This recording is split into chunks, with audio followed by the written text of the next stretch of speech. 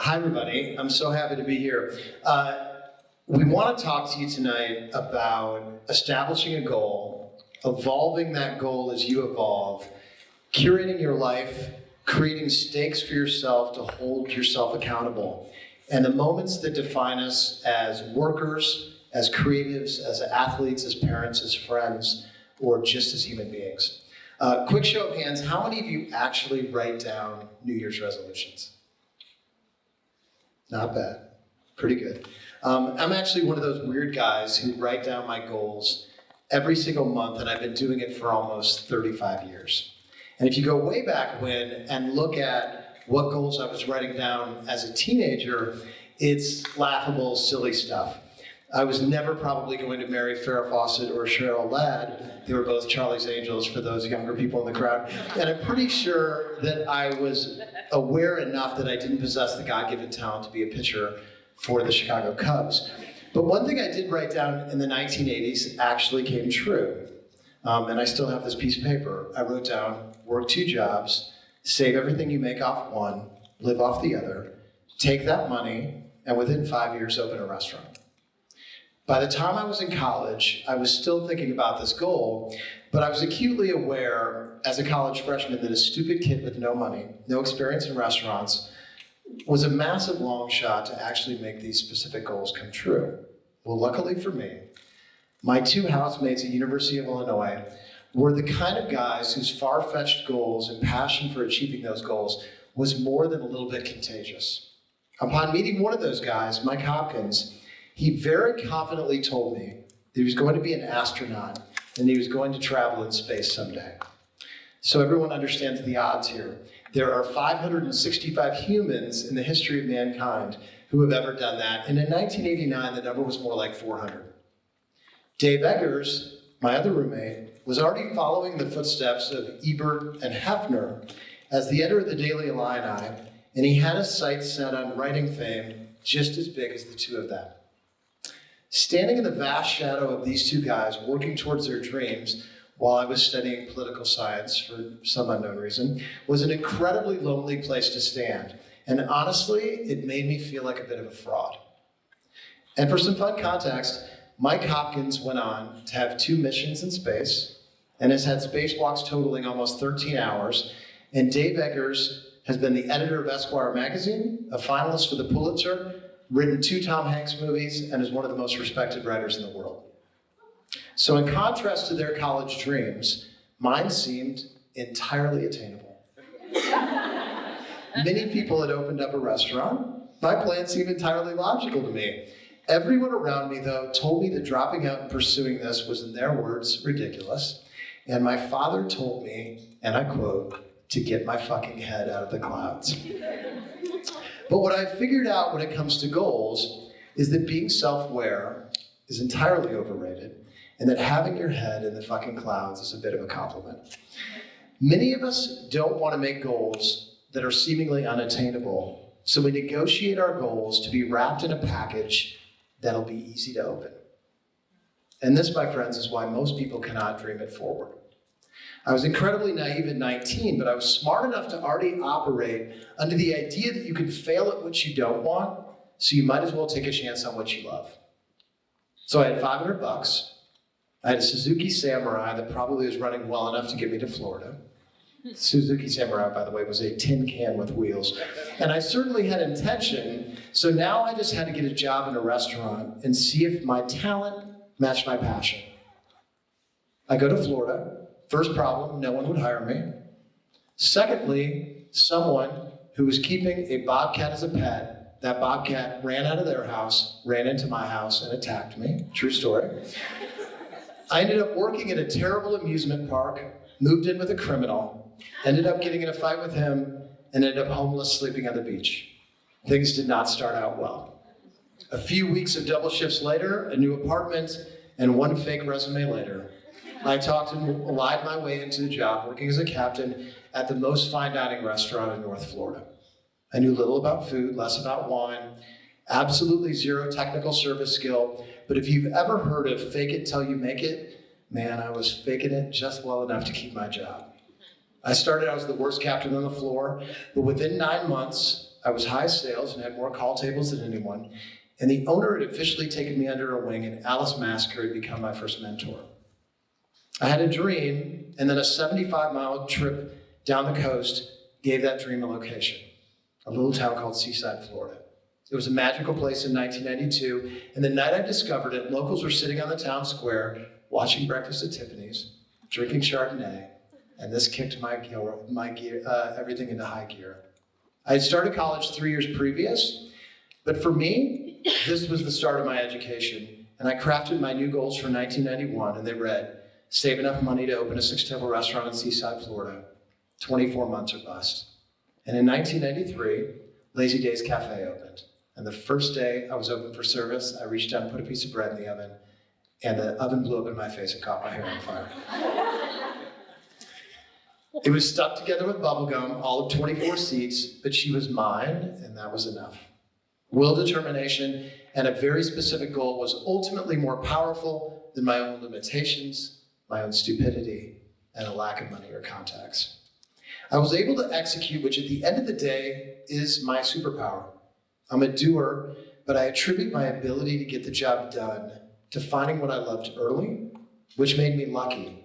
And if you can be powerful, if you can do what you say you're going to do, and you're lucky, well, that's a pretty dangerous combination.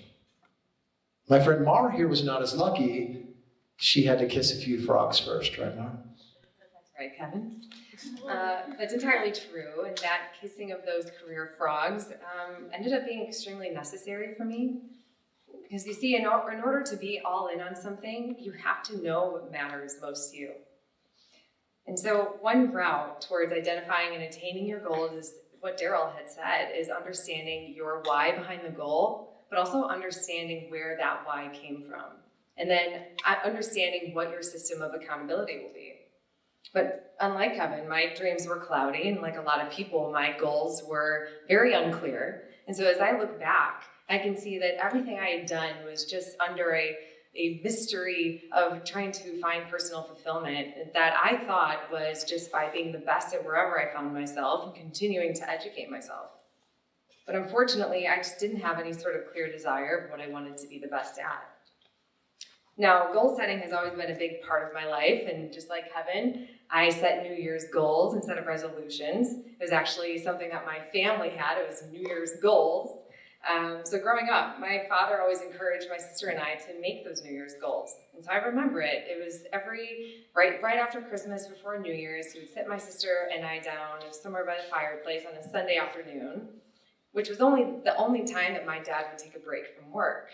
He was a former Major League Baseball player and now a self-made man, and he gets his astonishing work ethic from his father, my grandfather, who, despite having 8 children and having a 50-acre farm in Louisville, Kentucky, never missed one day on the job in over 50 years. And it was that GE, a very physically demanding job. I digress. So my dad would start by saying, you can achieve anything if you work hard enough. So set deadlines, get innovative, and find your strategy, and just be the first to arrive and always the last to leave, which was incredibly powerful advice. However, I never knew what I wanted to be the first at and when I wanted to be the last to leave. So I remember walking away from that family meeting every year feeling inspired and optimistic and almost over the moon as I envisioned all of these ways that I can improve upon myself and dream higher. But each year, as I began to write my list, I remembered how my optimism would ultimately devolve into a sense of feeling overwhelmed. Part of it was this list itself. I wrote down more than 20 things that I wanted to achieve and all the habits that I wanted to kick, all without having any sort of strategy or process or understanding why I was choosing any of it. And this exercise became completely routine and very unproductive, especially as I grew older. But what did become clear is that over time, my definition of what was personally fulfilling was not mine. It was a mixture of what society said defined as success and what I perceived to be true of what was modeled to me as a kid. So what I needed was to assign personal meaning, create that roadmap, and then welcome whatever sacrifices would be necessary. So author James Clear, one of my favorites, says that a goal is the rudder and the strategy are the oars. And without a clear strategy, that boat will go in circles. He says you never get anywhere by just holding the rudder, you have to row. Now, I've always been one to row and row hard. But today, as I reflect on those past efforts at goal setting, I realized it was one big rowing exercise that was utterless, as my actions were devoid of any meaning or any roadmap. Now, all of this began to change on a flight back from New York in 2013. I didn't even write the year on there, I had to think about that. In 2013, and I was coming off of 4 12-hour workdays in addition to studying for securities exams in my finance career. And I should mention here that I've always been a creative. I did not have any aspirations of becoming a master in finance. So it's not surprising to me that on this flight, after these years in this career, I looked at myself in the mirror on that flight and I didn't recognize the reflection looking back at me. And it may sound cliche, but I actually remember it standing here today. I can see it in my head as I looked into the mirror, and it was like 2 blank eyes looking at me, and it was actually pretty scary. The creativity, the positivity, the enthusiasm, and all of the excitement for life had vanished, and you can see this written all over my face. I had become a very unfamiliar version of myself, and it was in that moment that I asked myself, what do I really want? And I finally chose to listen, and I listened to what came up in those moments, days, months, years later, and that was my turning point. It was a moment that was a hitting of a rock bottom, and it was the start of a push that I needed to start to reevaluate everything. Now, I had some personal assets to leverage. I've always been a fierce competitor, and I have that work ethic from my dad and my grandfather. However, up until that moment, it was all misdirected energy, and it was stealing from my quality of life. So, like many others, I spent the early years of my adult life kissing these career frogs, and it wasn't the most direct or easy route, but it certainly did help me understand what I wanted, what I didn't want, and what I wasn't willing to sacrifice any longer. What I discovered is that there is a beauty inherent in the unknowing and how important it is to embrace process. Because your why, that meaning, eventually presents itself if you're open to it, and if you refrain from resisting challenge in times that may feel unclear.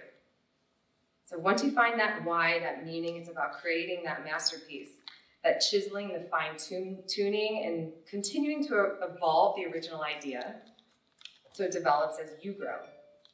So here I was, finally in a space able to dream. So I walked into GT Prime one night, and I saw a guest who I knew well enough to answer his question, "How are you?" with some actual honesty. We'd opened 5 places in about 18 months, and I was tired and a bit beat up. "It's rough right now," I said. His son was drawing a picture of the table and looked up at me and said, "If it's that difficult, why do you keep opening up places?"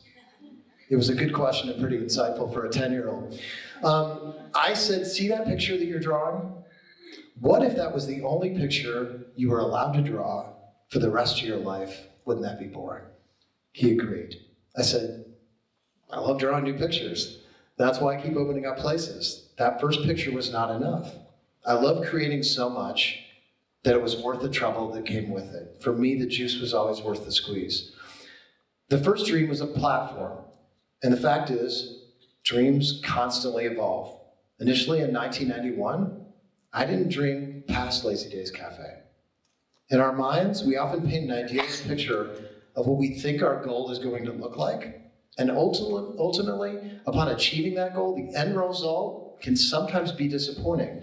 That's because you want to evolve your goal, craft it, chisel it, to get it where you want. Goal 1 was open up a restaurant. Unfortunately, my partner and I struggled to get on the same page.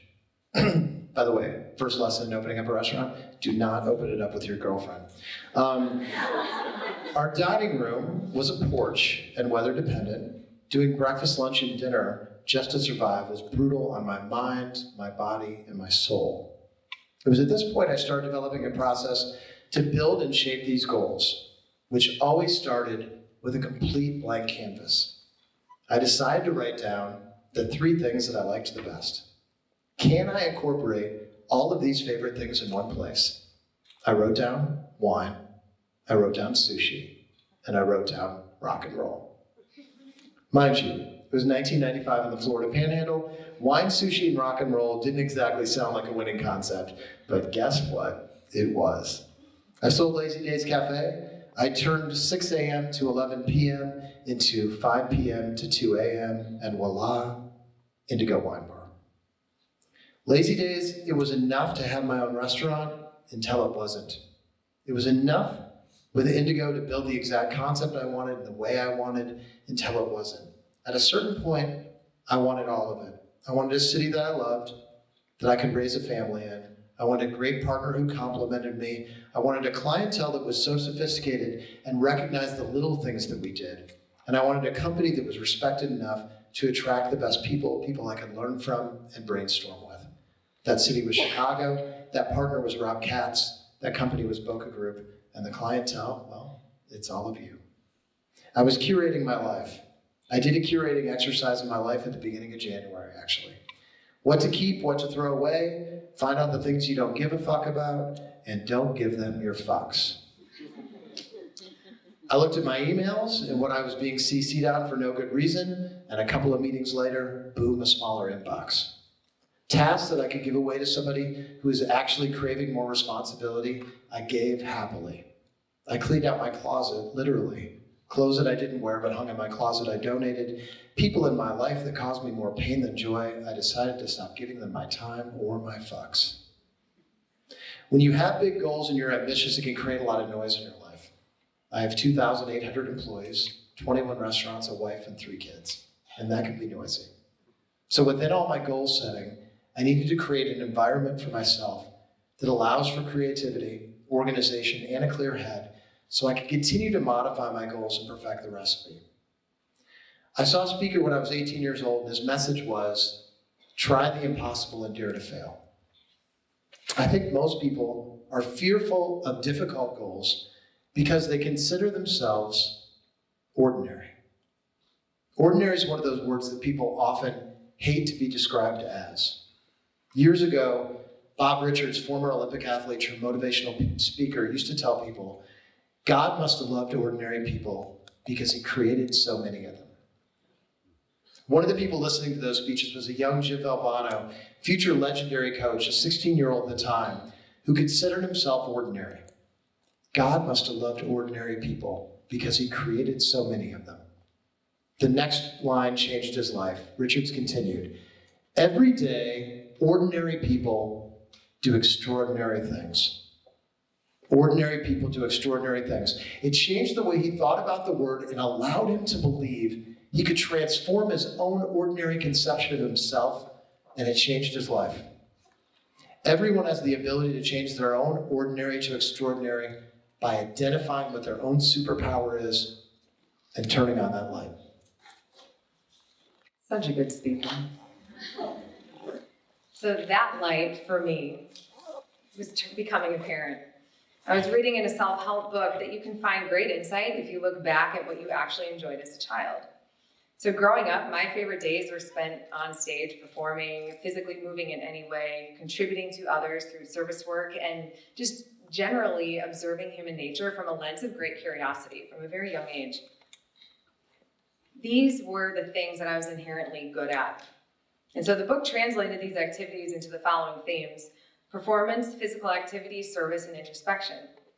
I realized that I had abandoned every single crumb of those by pursuing a career in finance. And so I decided to use this insight to think about what kind of career would actually fulfill these. Unfortunately, at that time, I was here in Chicago. I was spending 60 minutes of my day in a yoga class, a practice that brought me extreme clarity when nothing else could. And I remember thinking one day that what if I could help others achieve their own personal clarity and purpose through this channel of introspection so that they can go on and achieve their hopes, dreams, and goals. I knew that I was onto something. I had traveled to Asia on a trip for 2 months, went to a yoga retreat, and it was a silent yoga retreat, so a lot of thought, and wrote an initial business plan to bring yoga into the workplace, especially coming from a finance environment. It was really necessary. I saw what it can do, and I suffered my own self. So that was my initial goal, and I finally felt purpose and meaning for the first time. So my strategy was to first be introduced into the industry, network, become educated, practice, and see where this led me. And as my role in this space started to evolve, I started to see the value in becoming a life coach alongside my private yoga business and all the other opportunities that had started to come my way. And I was only flourishing because I was finally in the right place. And quite frankly, because I'm good at it. So I was using my capacity now to shoot for the stars, but this time I had a really clear course and direction. Before this, I was muscling my way through to a point of strain, and now I was actually building that muscle, rowing, but this time with a rudder. Do you ever create stakes for yourself? And I don't mean like the stakes I serve at Swift & Sons. Stakes in terms of what can be gained or lost. It's a great way to hold yourself accountable for goals. Sometimes those stakes are built in. If I didn't learn how to open a bottle of wine before I started that captain's job, I was probably going to lose my job. But you often need to create stakes deliberately. The entire movie hinges on this one scene. I have to be great today, or this movie probably goes straight to video. If we don't solve this problem today, this whole thing could blow up. Humans often stink at self-discipline, so creating deadlines and consequences for not meeting those deadlines forces us to be disciplined. When I was saving money for my first restaurant, after I got done with a shift, I would put all the money I wanted to save in an envelope. I'd lick it, I'd seal it, and I cursed myself if I ever opened up an envelope once I'd sealed it, that I would never open up a restaurant. Now, I was relying on my own superstition for those stakes, but it worked. The reliance of a buddy is even more powerful. Alcoholics Anonymous is an amazing organization. The stakes at AA is often your life. One of the great ways they hold people accountable is through sponsors. A friend that keeps you accountable is so important in life, and because of our human instinct to not let somebody down, this drives us to keep moving forward. Find someone that has the same goal as you are now twice as powerful. Maybe you're not a superhero by yourself, but maybe together you are. People love to say, I stake my reputation on this. Do you believe in yourself enough to do that? Your name in your business or life is your calling card. And once you've guaranteed victory with your name behind it, you have no option but to win. It's a risky way to play the stakes game, but an effective one. My ask of you, start a goal tonight, put your name on it. Give yourself a deadline, find a friend to keep you accountable, and build yourself a model that is procrastination proof. I guarantee you'll hit your goal. I'll stake my reputation on it. Lastly, I love the idea of legacy. The Pro Football Hall of Fame has an amazing tradition. They narrow down the finalists for the Hall to be 25 to 30 guys. They invite them to a hotel in Canton, Ohio, and they wait in a hotel room while the committee deliberates. If you get a phone call, it's better luck next year. But if you hear the 6'9", 400-pound president of the Hall of Fame coming down the hall, and that's followed by 5 knocks on the door, your legacy will be secured for life. You get a bronze bust and a gold jacket, and that will last forever for the world to see. And you get to hear him say, for all you've done for the game, for all you will do for the game, we're going to induct you in the Hall of Fame and give you a legacy that will last forever. Now, most of us in life don't get a moment as clear as that, but your defining moment can be much simpler, but just as important. The respect of your coworkers, the recognition that the power of your time or love have changed a person's life forever, the respect that you give yourself after you've attained a goal. We live in a society where people are constantly putting a value on things or ranking them on a list. The key is, you give your goals value. The most important power any of us have is our ability to change others' lives and our own lives. I bet all of us in this room have had defining moments in their lives without recognizing it. The ability to recognize a great moment, a defining moment in your life, is so important. I've been telling the same story at every opening of every restaurant I've given for 20 years. In 1997, I was driving from Springfield, Illinois to St. Louis, Missouri to go look at a restaurant. And I was with a chef friend of mine. And we stopped off in Carlinville, Illinois at a Wendy's Hamburgers. And we walked inside, and there was a woman who was about 60 years old, standing in front, only there to welcome us. Gentlemen, welcome to Wendy's Hamburgers. I'd never seen a maitre d' at Wendy's Hamburgers before, so I was a little thrown off, but I went to the front, and the guy who was working the cash register, and I'm not embellishing this, in great compelling detail, told us about Dave's new spicy chicken sandwich like he was a captain at a Michelin 3-star restaurant in Paris. So I ordered the Dave's spicy chicken sandwich, and I also got, Wendy's back in the day used to have the super bar. Do you guys remember this? You used to have pasta on it and all that stuff. So I went there, I got the pasta, and I also was drinking a water. So the woman who was the host was also going by and immaculately keeping the super bar clean. And at one point, she came by and she re-poured my water with a pitcher. So at this point, I looked up at the guy that I was sitting with and I said, what in the hell is going on right now? And we got into this discussion. I'm just like, this is the greatest fast food restaurant I've ever dined at in my entire life. And at the time, I had what was the best restaurant in Springfield, Illinois. And so I was like, are you telling me that we can't get our people in Springfield in this fine dining restaurant to be motivated? And this guy in Carlinville has got these guys on point. I must ask for him. So I went up and I said, could I see the manager, please? And the woman, very concerned, was like, is there a problem? I go, no, on the contrary. So he came out with his Wendy's tie, a perfect Windsor knot, and said, gentlemen, can I help you? And I said, I just got to tell you, this is the greatest fast food restaurant that I've ever dined at in my entire life. And he very confidently said, as you can see, we're very proud of it. And on the wall, they were the #1 Wendy's in the United States.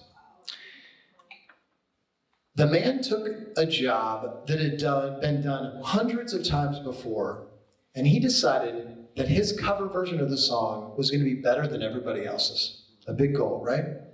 His original goal was running his own store. He evolved it to include being the best Wendy's in America. He chiseled it to include things like a maitre d' at Wendy's. And his defining moment is that I'm still talking about it 20 years later.